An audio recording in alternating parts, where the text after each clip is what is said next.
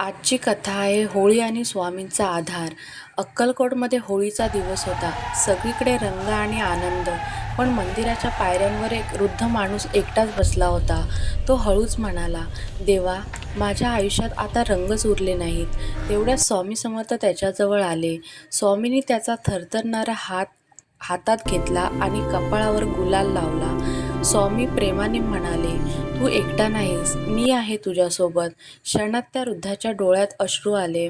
त्याला जाणवलं, खरा रंग म्हणजे पैसा नाही, तर श्रद्धा आणि गुरूची कृपा. त्या दिवसापासून त्याचं आयुष्य बदललं. त्याच्या मनात आशेची होळी पेटली आणि आयुष्य पुन्हा रंगीत झालं. यातून आपल्याला असेच शिकायला मिळते की जीवनात अडचणी येतील, पण विश्वास असेल तर देव स्वतः तुमच्या आयुष्यात रंग भरेल. तुम्हाला सर्वांना होळीच्या हार्दिक शुभेच्छा. कॉमेंटमध्ये श्री स्वामी समर्थ लिहा आणि चॅनलला सबस्क्राईब करा.